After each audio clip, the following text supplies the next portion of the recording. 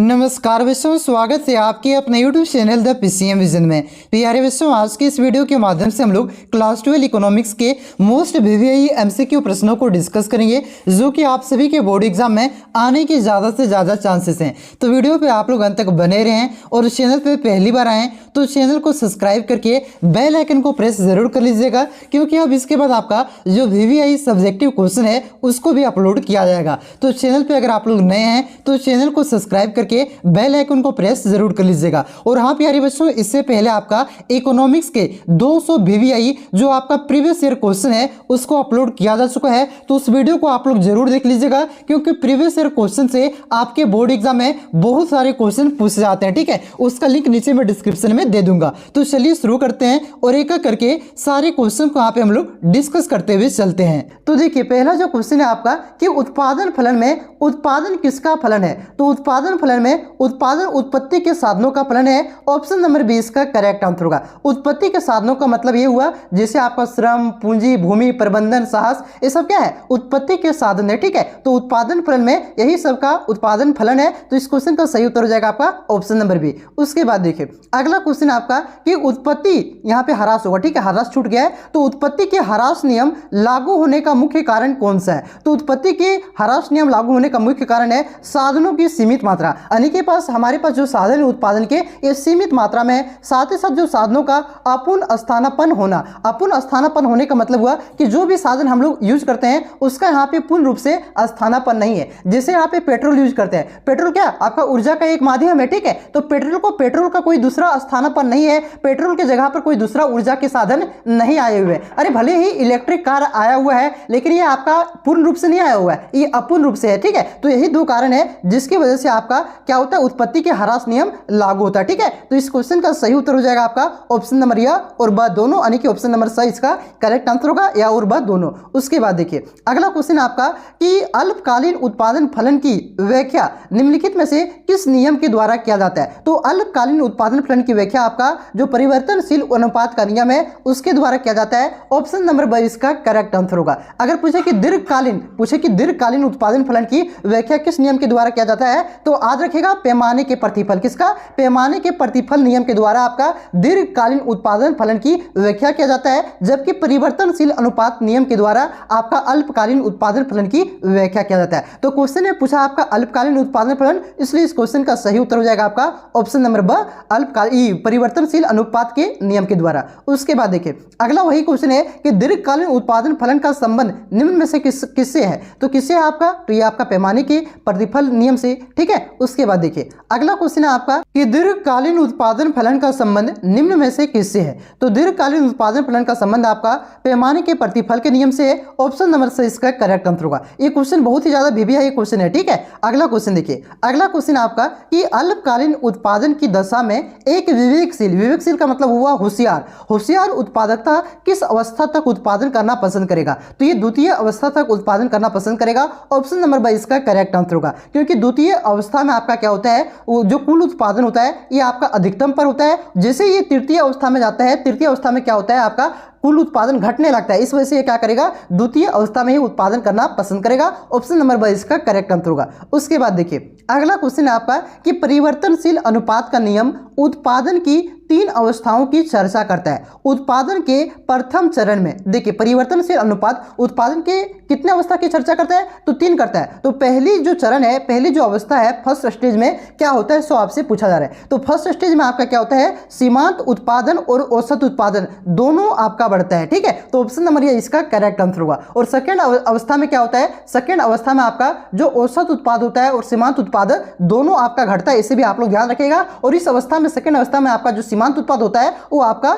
0 पर पहुंच जाता है। और जो आपका थर्ड अवस्था होता है, यानी कि तृतीय अवस्था होता है, तृतीय अवस्था में आपका औसत उत्पाद घटता है, साथ ही आपका जो सीमांत उत्पाद है वो 0 के बाद आपका माइनस में चला जाता है। इसे भी आप लोग ध्यान रखिएगा। ठीक है, मैंने यहाँ पे तीनों अवस्था के बारे में बता दिया। ठीक है, चलिए जो भी क्वेश्चन आएगा आप लोग सही कर लीजिएगा। अगला क्वेश्चन देखिए अगला क्वेश्चन है आपका कि वह कौन सा समय है जिसमें उत्पादन के सभी साधन परिवर्ती किए जाते हैं। तो उत्पादन के सभी साधन किसमें परिवर्तन होता है, तो आपका दीर्घकाल में होता है। ये मॉडल पेपर में भी शायद ये क्वेश्चन था। ऑप्शन नंबर 20 का करेक्ट आंसर होगा। और जो आपका जो परिवर्ती साधन होता है वो किसमें परिवर्तन होता है, तो आपका ये अल्पकाल में परिवर्तन होता है, इसे आप लोग ध्यान रखिएगा, ठीक है। उसके बाद देखिए अगला क्वेश्चन है आपका कि उत्पादन फलन को व्यक्त करता है, तो उत्पादन फलन किस प्रकार से व्यक्त किया जाता है, तो आपका QX बराबर फंक्शन ऑफ ABC, ये क्या उत्पादन के साधन है, ठीक है। तो इस प्रकार से व्यक्त किया जाता है। ऑप्शन नंबर 22 का करेक्ट आंसर होगा। उसके बाद देखिए अगला क्वेश्चन आपका कि अल्पकालीन उत्पादन प्रक्रिया में निम्नलिखित में से कौन से साधन होते हैं, तो यह शायद कोडरमा वाला मॉडल पेपर में ये क्वेश्चन था, ठीक है। देखिए अल्पकालीन हो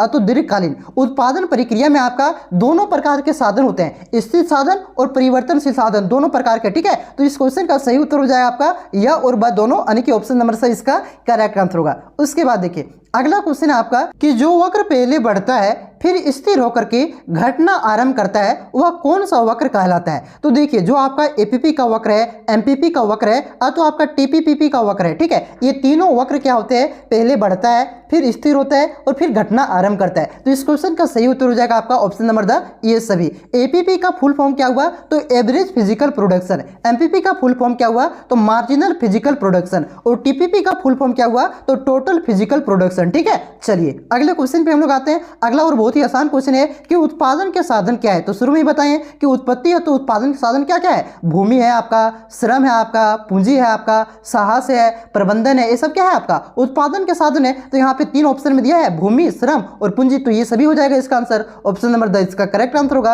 अगला क्वेश्चन देखिए कि परिवर्तनशील अनुपात का नियम संबंधित है, तो ये आपका अल्पकाल से संबंधित है, भैया पहले भी बताएं। ऑप्शन नंबर 6 इसका करेक्ट आंसर होगा। उसके बाद देखिए अगला क्वेश्चन है आपका कि उत्पादन का सक्रिय साधन है, तो उत्पादन का सक्रिय साधन कौन सा है, तो ये इसका करेक्ट आंसर हो जाएगा आपका श्रम। श्रम क्या है आपका उत्पादन के सक्रिय साधन है। ऑप्शन नंबर ब इसका करेक्ट आंसर होगा। देखिए उत्पादन के साधन तो ये सभी हैं, लेकिन यहाँ पे क्या पूछा है, सक्रिय साधन, ठीक है। तो सक्रिय साधन आपका श्रम है। ऑप्शन नंबर ब इसका करेक्ट आंसर होगा। उसके बाद देखिए अगला क्वेश्चन आपका कि उत्पादन के सभी संसाधनों में एक ही अनुपात में वृद्धि के परिणाम स्वरूप उत्पादन में अधिक अनुपात में वृद्धि हो तो इसे कहते हैं, तो जब देखिए ऐसा कंडीशन जब आता है तो इसे क्या कहते हैं, इसे वर्धमान पैमाने का प्रतिफल कहते हैं। ऑप्शन नंबर स करेक्ट आंसर होगा। वर्धमान पैमाने के प्रतिफल में क्या होता है, जब उत्पादन के सभी साधनों को हम लोग क्या करते हैं, एक ही अनुपात में वृद्धि करते हैं, लेकिन इसके परिणाम स्वरूप क्या होता है, उत्पादन में इससे अधिक मात्रा में क्या होती है, वृद्धि होती है, ठीक है। तो ऑप्शन नंबर से इसका करेक्ट आंसर होगा ये वर्धमान पैमाने का प्रतिफल। उसके बाद देखिए अगला क्वेश्चन आपका कि जब औसत उत्पाद एपी अधिकतम होता है तब सीमांत उत्पाद एमपी क्या होता है। सो आपसे पूछा जा रहा है, देखिए यहाँ पे कुल उत्पाद नहीं है, यहाँ पे आपका औसत उत्पाद, ठीक है, गड़बड़ा नहीं जाना भैया। तो इस कंडीशन में क्या होता है, इस कंडीशन में आपका क्या होता है, औसत उत्पाद के समान होता है, ठीक है। ऑप्शन नंबर 6 इसका करेक्ट आंसर होगा। देखिए मैं यहाँ पे ग्राफ बना देता हूँ। देखिए ये जो ग्राफ आपका हो गया इस प्रकार से बनेगा, इस प्रकार से आपका क्या होता है, ये हो गया आपका एपी का ग्राफ, ठीक है, ये हो गया आपका एपी का ग्राफ। और इस प्रकार से आपका क्या बनता है, तो इस प्रकार से आपका बन जाता है ये आपका हो गया एमपी का ग्राफ, ठीक है। देखिए यहाँ पे जब देखिए यहाँ पे क्या हो रहा है, एपी अधिकतम पर हो रहा है, एपी अधिकतम पर जहाँ पे होता है बच्चों, तहाँ पे क्या होता है आपका एपी और एमपी कट करता है और यहाँ पे बराबर होता है, ठीक है। तो औसत उत्पाद के समान हो जाता है आपका सीमांत उत्पाद। ऑप्शन नंबर 6 इसका करेक्ट आंसर होगा। उसके बाद देखिए अगला क्वेश्चन आपका कि निम्नलिखित में से कौन उत्पत्ति के साधन नहीं है, तो मुद्रा आपका उत्पत्ति के साधन नहीं है, भूमि, श्रम, पूंजी ये सब क्या है, उत्पत्ति के साधन है। अगला क्वेश्चन देखिए, अगला क्वेश्चन आपका कि मौद्रिक लागत में निम्नलिखित में से किसे सम्मिलित किया जाता है, तो मौद्रिक लागत में आपका सामान्य लाभ, व्यक्त लागतें और या व्यक्त लागतें, ये सभी को सम्मिलित किया जाता है। तो इस क्वेश्चन का सही उत्तर हो जाएगा ऑप्शन नंबर द उपयुक्त सभी। नेक्स्ट क्वेश्चन आपका कि निम्नलिखित में कौन स्थिर लागत नहीं है, तो देखिए आपका जो कच्चे माल की लागत है ये आपका स्थिर लागत नहीं है, क्योंकि उत्पादन जिस प्रकार से हम लोग बढ़ाएंगे घटाएंगे उस प्रकार से कच्चे माल की लागत क्या होगी, बढ़ेगी घटेगी। तो यही आपका कच्चे माल की लागत, ये आपका स्थिर लागत नहीं है। ऑप्शन नंबर 6 इसका करेक्ट आंसर होगा। बाकी बात बीमे की प्रीमियम जिस प्रकार से 12 का खतवा करता है ना इंश्योरेंस वाला, तो ये 12 का प्रत्येक साल करता है, ये फिक्स है, ठीक है। तो ये आपका स्थिर लागत है। ब्याज मान के चलिए आप 10,000 रुपया क्या इथे लिए, क्या लिए, उस लोन लिए, ठीक है, 10,000 रुपया का लोन लिए, तो उसका इंटरेस्ट मान लेते हैं पर मंथ आपका कितना है, ये 10% है, तो 10% फिक्स रहेगा ना प्रत्येक मंथ, ठीक है। तो ये भी आपका क्या है, ये भी आपका स्थिर है। बाकी बात फैक्ट्री का किराया भी आपका स्थिर रहता है, बदलता है ये सब, लेकिन लॉन्ग टाइम में बदलता है, ये आपका अल्पकाल में नहीं बदलता है। बाकी बात कच्चे माल की लागत जो है आपका ये अल्पकाल में बदलता है, और ये क्या है आपका परिवर्तनशील लागत है, ठीक है। ऑप्शन नंबर 6 इसका करेक्ट आंसर होगा, ये आपका स्थिर लागत नहीं है। अगला क्वेश्चन देखिए कि उत्पादन में वृद्धि के साथ साथ कुल लागत एवं कुल स्थिर लागत का अंतर क्या होता है? तो देखिए जब उत्पादन में हम लोग क्या करेंगे, वृद्धि करेंगे, तब कुल लागत और कुल स्थिर लागत का अंतर क्या होगा, बढ़ता जाएगा। ठीक है, तो इस क्वेश्चन का सही उत्तर हो जाएगा आपका ऑप्शन नंबर बी, बढ़ता जाता है। और इसके विपरीत हम लोग क्या करेंगे, उत्पादन में कमी करेंगे तो कुल उत्पादन और कुल स्थिर लागत, कुल लागत और कुल स्थिर लागत क्या होगा, इसके बीच का अंतर घटता जाएगा जब उत्पादन में कमी करेंगे। ठीक है, तो क्वेश्चन में आपसे पूछा है कि उत्पादन में वृद्धि के साथ साथ, तो उत्पादन में वृद्धि करने से कुल लागत और कुल स्थिर लागत में क्या होता है, इसके बीच का अंतर बढ़ता जाता है। अगला क्वेश्चन देखिए, अगला क्वेश्चन है आपका कि उत्पादन की मात्रा में परिवर्तन का प्रभाव। तो उत्पादन की मात्रा में परिवर्तन करने से क्या होता है, इसमें क्या होती है, जो आपका केवल परिवर्तनशील लागत होता है उस पर पड़ता है, इसे परिवर्तनशील लागत क्या होगी। अगर उत्पादन की मात्रा में परिवर्तन का मतलब क्या हुआ, बढ़ाना तो घटाना, तो उत्पादन की मात्रा में अगर हम लोग बढ़ाएंगे तो आपका क्या होगा, परिवर्तनशील लागत आपका क्या होगा, बढ़ेगा, और इससे घटाएंगे तो परिवर्तनशील लागत घटेगा।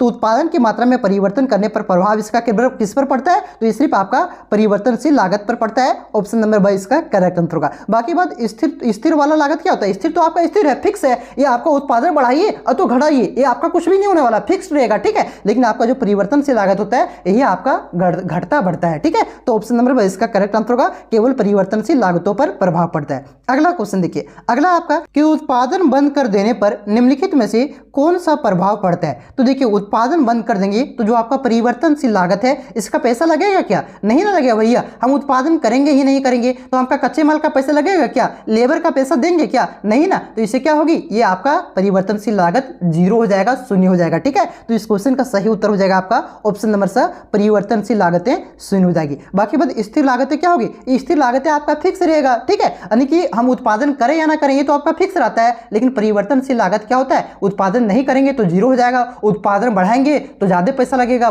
परिवर्तनशील लागत बढ़ जाएगा, उत्पादन कम करेंगे तो परिवर्तनशील लागत कम हो जाएगा। ठीक है, तो ये अब सारा खेला होता है आपका परिवर्तनशील लागत का ही। चलिए अगले क्वेश्चन पे हम लोग आते हैं। अगला क्वेश्चन आपका फार्मूला से है और ये क्वेश्चन आपको मैंने कई बार करवा चुका है कि निम्नलिखित में से सही अंकित कीजिए। तो मैं बताया था आपको कि टीसी बराबर क्या होता है, फार्मूला टीसी बराबर होता है TFC प्लस TVC। ठीक है, देखिए इस फॉर्म में फार्मूला दिया क्या, देखिए पहले टीसी, तो टीसी ये हो गया, नहीं माइनस में दिया नहीं होगा, देखिए यहाँ पे ये गुना में है। ठीक है, और यहाँ प्लस में है तो ये ऑप्शन कट जा रहा है। अब देखिए यहाँ पे पहले देखते हैं इसको फार्मूला, यहाँ पे किस फॉर्म में दिया गया है, टीबीसी के फॉर्म में दिया गया है। तो टीबीसी के फॉर्म में लाना पड़ेगा तो क्या करना पड़ेगा, पहले इधर कर लेते हैं TVC, अब क्या करेंगे, इसको इधर रहने देंगे तो इसको इधर लाना पड़ेगा ना, तो ये प्लस में इधर आ जाएगा, माइनस में हो जाएगा, तो टीसी क्या हो जाएगा, टीसी माइनस TFC। ठीक है, देखिए ये इस फॉर्म में दिया है TVC बराबर TC माइनस TFC, तो हाँ जी इस दिया हुआ है, तो ऑप्शन नंबर ये इसका करेक्ट आंसर होगा। तो आपको यही फार्मूला को ध्यान रखना है, TC बराबर TFC प्लस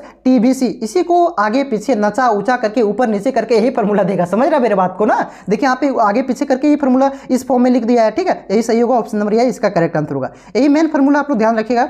अगला क्वेश्चन देखिए कि औसत परिवर्तनशील लागत है, तो औसत परिवर्तनशील लागत का फार्मूला क्या होता है, तो औसत परिवर्तनशील लागत का फार्मूला होता है आपका TVC भागा Q। ठीक है, देखिए जैसे ही आपको औसत नजर आ जाए तुरंत भागा वाला फार्मूला खोजना है। तो देखिए इसमें भागा वाला फार्मूला है क्या, गुना है भैया, नहीं होगा, इसमें देखिए प्लस है, नहीं होगा, इसमें देखिए माइनस है, नहीं होगा, इसमें भागा वाला फार्मूला है। तो यही आपका जहां पे औसत आपको दिख जाए तुरंत भागा वाला फार्मूला खोजना। ठीक है, तो ऑप्शन नंबर इसका करेक्ट आंसर होगा TVC भागा Q, इसका करेक्ट आंसर होगा। ठीक है, TVC का मतलब क्या होता है, टोटल वेरिएबल कॉस्ट, यानी कि कुल परिवर्तनशील लागत। ठीक है, भागा दे देंगे जो साधन की इकाई है उससे, तो आपका क्या आ जाएगा, औसत परिवर्तनशील लागत आ जाएगा। उसके बाद देखिए अगला क्वेश्चन है आपका कि उत्पादन में वृद्धि के साथ साथ कुल लागत और कुल परिवर्तनशील लागत का अंतर होता है। तो देखिए जब उत्पादन में वृद्धि करेंगे तो क्या होगा, आपका परिवर्तनशील लागत बढ़ेगा, लेकिन यहाँ पे आपका जो कुल लागत है ये भी बढ़ेगा। जैसे उत्पादन बढ़ाइएगा तो पूरा खर्चा भी बढ़ेगा ना भैया, तो इसके बीच का जो अंतर होता है आपका स्थिर होता है, क्योंकि ये दोनों बढ़ता है तो इसके बीच का अंतर क्या होता है, आपका स्थिर होता है। तो इस क्वेश्चन का सही उत्तर हो जाएगा आपका ऑप्शन नंबर सी, स्थिर रहता है। उसके बाद देखिए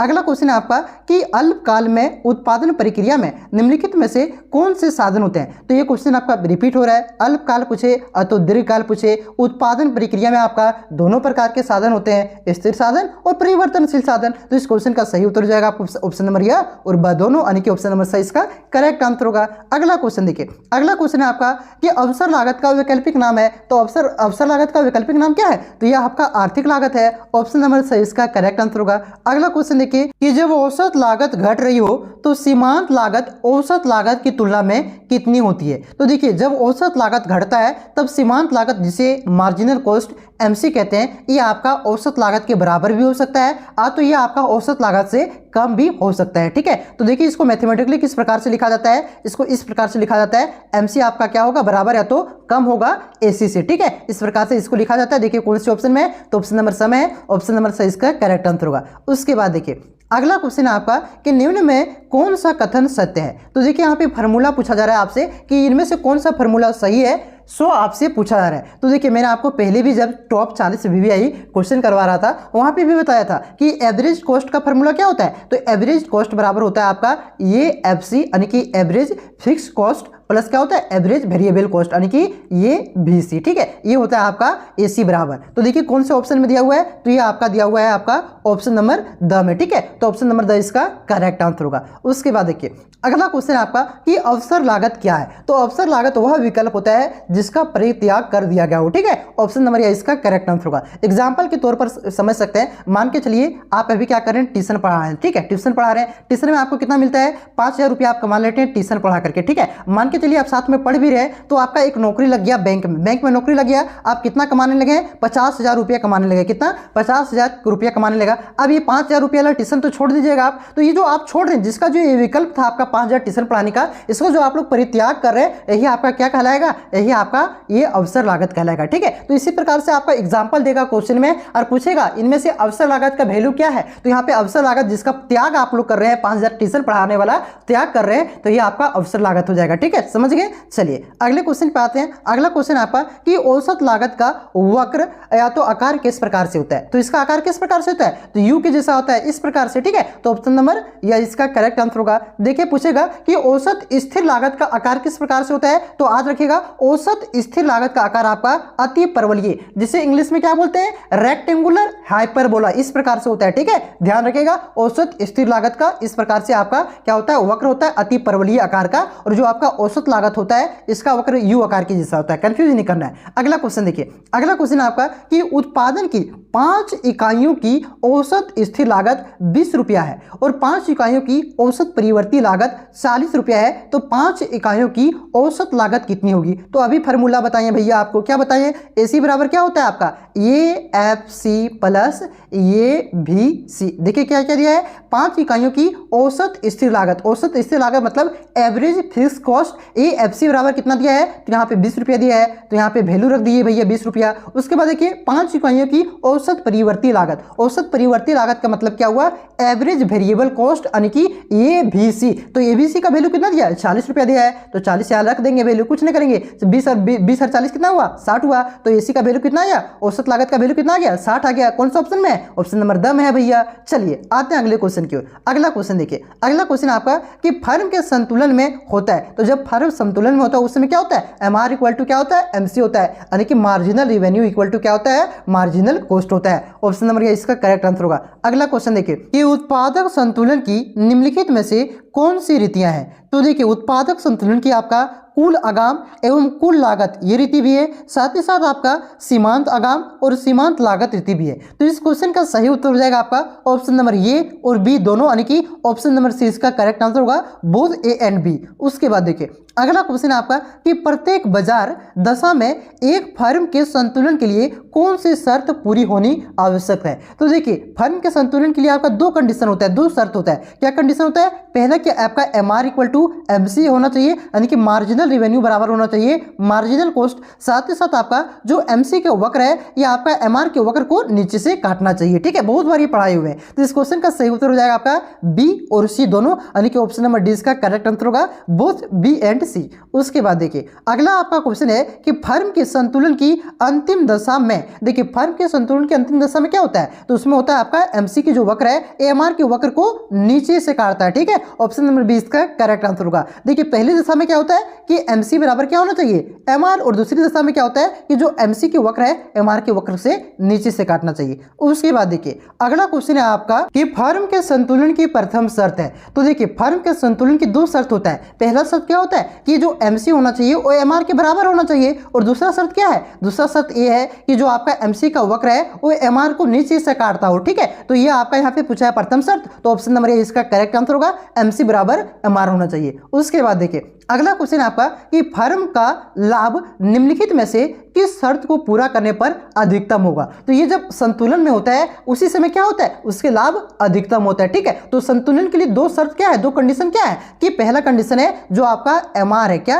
MR होना चाहिए आपका MC का। MR का मतलब क्या हुआ, मार्जिनल रेवेन्यू, जिसे हिंदी में क्या बोलते हैं, सीमांत आगाम। और MC का मतलब क्या हुआ, मार्जिनल कॉस्ट, जिसको हिंदी में क्या बोलते हैं, सीमांत लागत। तो ये दोनों बराबर होगा, पहला कंडीशन हो गया। दूसरा कंडीशन क्या होता है कि जो आपका MC का वक्र है यानी कि मार्जिनल कॉस्ट जिसे सीमांत लागत कहते हैं, इसका जो वक्र है आपका MR की वक्र जिसे इंग्लिश में आपका मार्जिनल रिवेन्यू कहते हैं यानी कि हिंदी में आपका हुआ सीमांत आगाम, इसको क्या करना चाहिए, नीचे से काटना चाहिए, तभी ये दो कंडीशन पूरा होता है। और जो आपका फर्म है ये संतुलन में होता है, और जब फर्म संतुलन में होता है तब तो उससे लाभ क्या होती है, अधिकतम प्राप्ति होती है। ठीक है, तो ऑप्शन नंबर या और ब दोनों इसका करेक्ट आंसर होगा, ऑप्शन नंबर सही इसका करेक्ट आंसर होगा, ये और भी बोथ। उसके बाद देखिए अगला क्वेश्चन आपका कि फर्म को लाभ मिलता है जब, फर्म को लाभ कब मिलता है ज्यादा, तो जब मिलता है जब आपका AR यानी कि एवरेज रेवेन्यू क्या होता है, जब आपका AC से ज्यादा होता है, एवरेज कॉस्ट से ज्यादा होता है तब। ठीक है, तो ऑप्शन नंबर या इसका करेक्ट आंसर होगा। तो ये आपका 2 चैप्टर का क्वेश्चन मैंने आप सभी को करवाया, इससे पहले भी आपका 2 चैप्टर का क्वेश्चन करवा दिया था। अगर आप लोगों ने नहीं देखा है तो नीचे डिस्क्रिप्शन में लिंक दिया हुआ प्लेलिस्ट का, उसे आप लोग देख लीजिएगा। और अभी जस्ट कुछ देर के बाद 2-2 चैप्टर करके आपका 4-5 वीडियो और अपलोड किया जाएगा। ठीक है, उससे भी आप लोग जरूर देखिएगा। ठीक है, चलिए मिलते हैं नेक्स्ट वीडियो में, तब तक के लिए जय हिंद, जय भारत, जोहार झारखंड।